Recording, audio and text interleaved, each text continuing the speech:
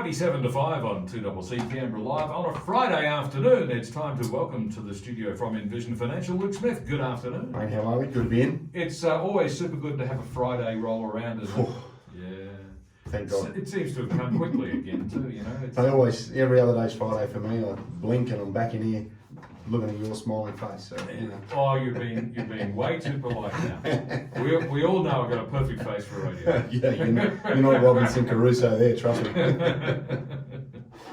Okay, today we're going to be talking about what is income protection and why is it vital. Now, I think the answer there is in the question. It's income protection. That's why it's vital. Yeah, that's right. So we're going to start a bit of an insurance series. So over the next couple of weeks, we're going to focus on some key things and sort of debunk a few myths and point out to people what different cover does. And we'll start with income protection because for me, this is the must-have. This for me is the equivalent of you've just got your license at 18 and mum and dad say you've got to insure the car. Now, they're not insuring the car because they're worried about your ability to drive or you or your car. They're worried about you hitting somebody with a new Ferrari. Yes. Right? Let's all be fair about that one. And this is exactly the same.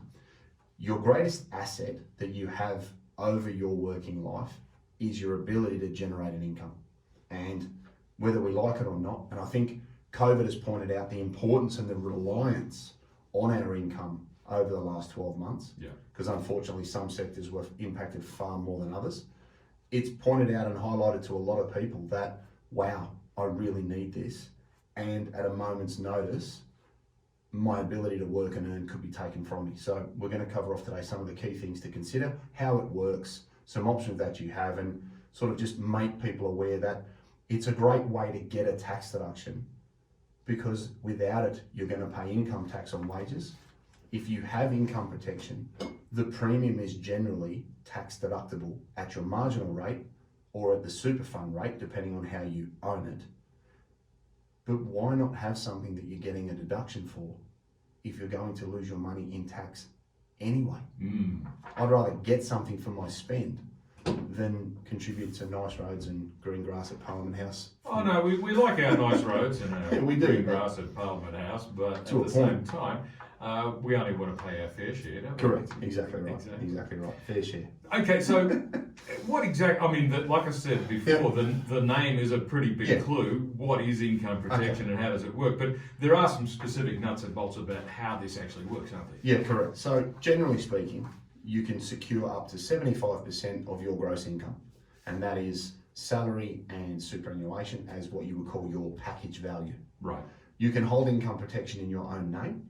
You can also hold income protection through super, depending on the fund that you're in, or you can have a hybrid of part in your name and part in super. Now, there are pros and cons to all of the options there. Generally speaking, if you're looking to maximize the tax efficiency of the policy, you'd hold it in your own name. Because in most instances, people's marginal tax rate could be 34, 39, 49, whatever bracket you're at. Yeah. That's more than 15% in super. Yes. So from a tax perspective, it's better in your own name. If you can't afford it in your own name, then super is better than not having it at all. Now, the downside of that is a superannuation-based contract is not the same as a contract in your own name. And it's really important that people understand that the bang and for buck and the quality of the definitions in somebody's own name are far, far superior to that of a policy held through superannuation. So you see it in some super funds as a default option, but when you look under the hood at the quality and the inclusions and the ways that you can be paid, a superannuation-based contract is far inferior to one in your own name. So it's important that people understand that initial distinction because you're not getting two apples that are the same. Okay. And it's very important that you consider how you hold the contract to one, maximise the tax efficiency of it, but two, to then understand what you're actually covered for because they're not the same. All right. So in that case, why would you choose the lesser of the options? Well, I generally say if you can't afford it in your own name, putting it through super is better than having nothing. Okay. There's also now a super linking strategy where you can have probably 70% of the policy held through superannuation and around 30% of the definitions held outside of superannuation. And the reason that you may consider that option is, one, you can fund a lot of the premium using superannuation if you want to focus on paying down your mortgage, paying school fees, or whatever your commitments are. But the second key benefit is that a lot of the benefits under that super linking strategy are not offered under a superannuation contract. So I'll give you an example. Let's say I go outside, trip over and break my arm, okay? Under a contract in your own name, there's a benefit called specified injury.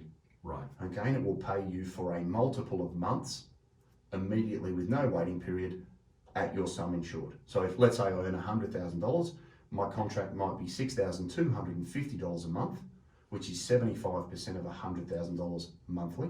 I trip over, break my arm, I get $6,250 paid immediately. If I break my leg, I'll get 2 times $6,250. Now, take it a step further. If I have a crisis event, let's say I had a heart attack, the income protection contract will pay me 6 months of my wages immediately on diagnosis without a waiting period. Now, that benefit is not available through a superannuation owned policy because having a heart attack is not a condition of release to get your money out of super. Right. And this is where the technicality and the finesse comes into: what do I need? Where do I own it? How do I pay for it? And importantly, what am I covered for? Because all cognac is brandy, not all brandy is cognac. If I've got that around the right way. You have. And that's a good example, right? So understand what you need, understand how you're going to hold it. The other key considerations for income protection are, has my income changed? If it's gone up, review your cover. What's my waiting period? Two key variables in the price, because a lot of people say, well, that's great, but how much does it cost? Income protection is an occupationally based cover. Okay. So the cost to be a radio host may be different to a bricklayer, may be different to a fighter pilot, may be different to a marine biologist, may be different to a financial planner. So depending on your occupation and your qualifications, that can have a direct impact on the premium. You then select a waiting period. When do I want to start getting paid? Now, if you've just started a job and you don't have any savings, you might be in trouble after 1 month. So a 30-day waiting period could be appropriate. If you've got $300,000 or $400,000 in your offset account, then you can look to have a 90-day waiting period or more, depending on what your situation requires. Right. So you price the policy on what you do, you then consider how long you want to wait before you're paid. The next consideration is, how long do I want to be paid? Now, you can have a benefit period most of the time through super, 2 years and 5 years. You can actually have a policy that will pay you right up to age 65 if you didn't have the ability to go back to work. Now, another important consideration is people need to keep in mind that it's not all or nothing. Let's say I have a car accident and I can only work 2 days a week, but then I'm too tired.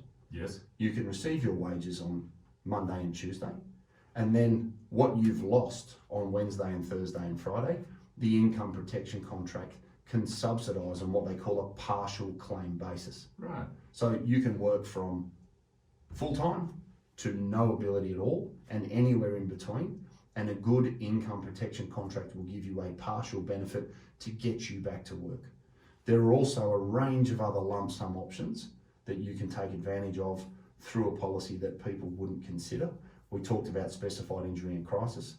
A rehabilitation benefit is built into a good retail contract where they'll pay 12 times your monthly benefit, or in that example before, 12 times 6,250 to cover the cost of rehabilitation once it's approved. So not only do they keep food on the table, keep mortgages paid and keep you whole from a cash flow perspective, but they also then help to subsidise some of the rehabilitation costs that you could incur in getting back to full-time employment. So for me, income protection, taking into account all of that and the ability to claim 100% of the premium as a tax deduction, Yes.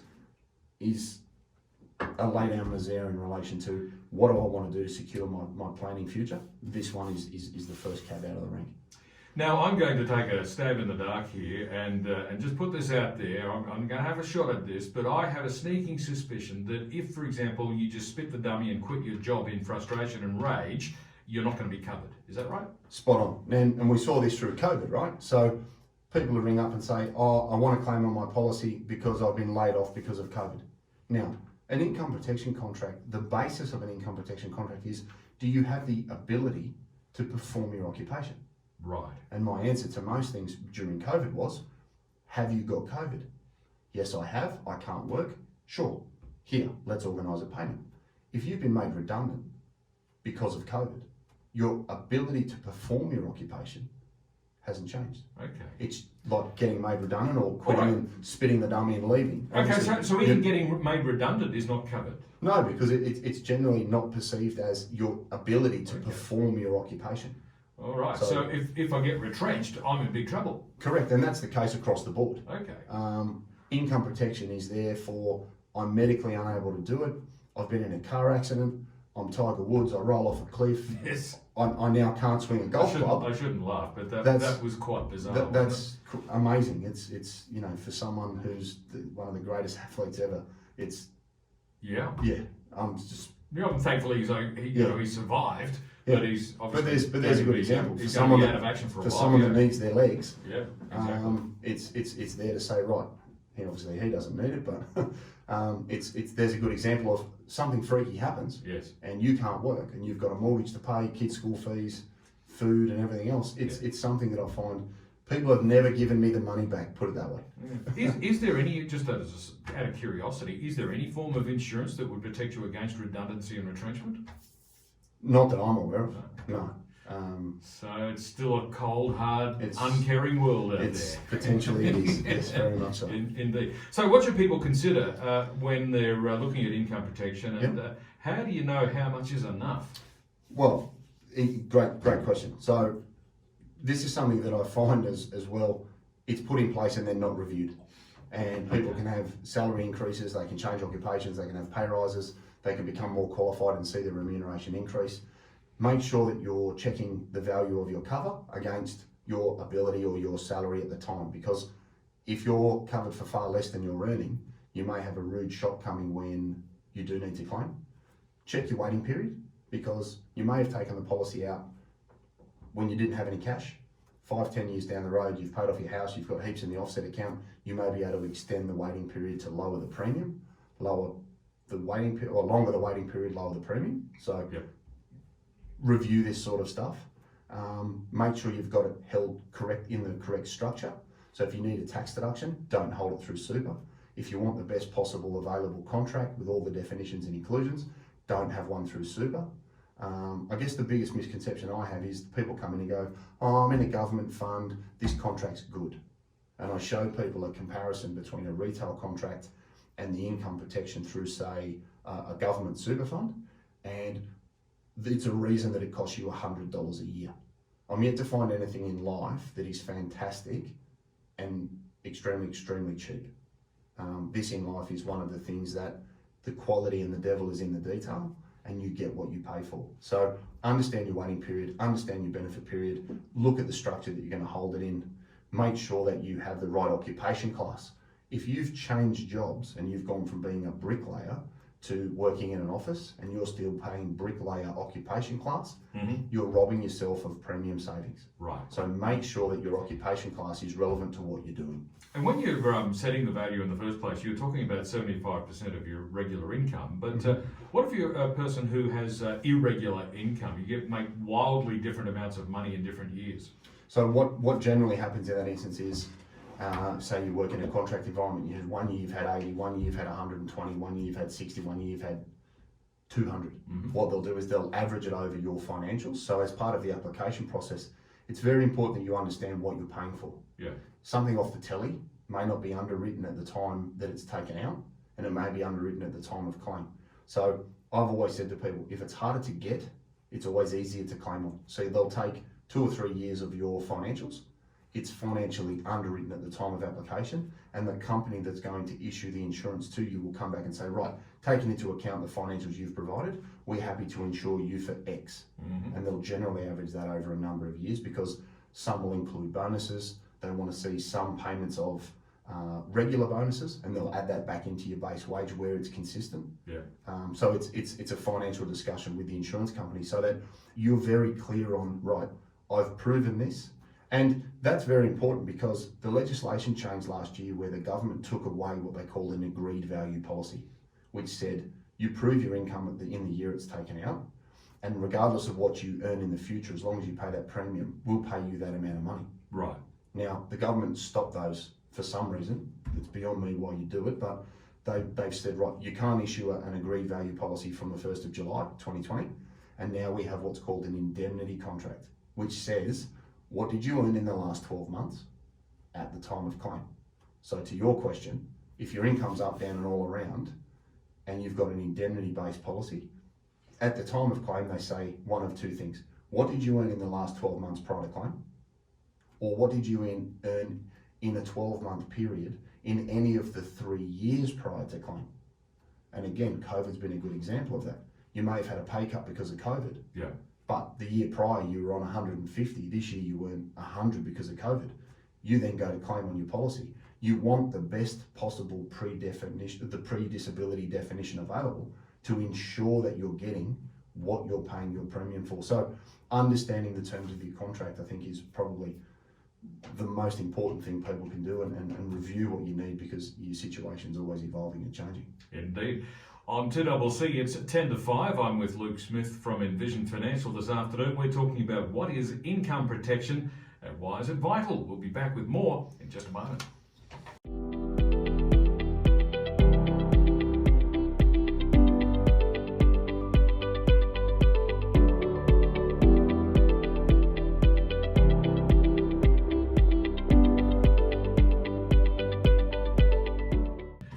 It's about 7 minutes to 5 on 2CC Canberra Live, and of course in this half hour I'm joined in the studio by Luke Smith from Envision Financial. Today we're talking about what is income protection and why is it vital. So Luke, what are the key strategic considerations and things to remember with income protection? Yep, so if I had to make a list, and let's just say I've made one. I'm looking at it right now.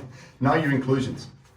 Know your inclusions, know your benefits, because superannuation contract is going to be vastly inferior to a policy in your own name.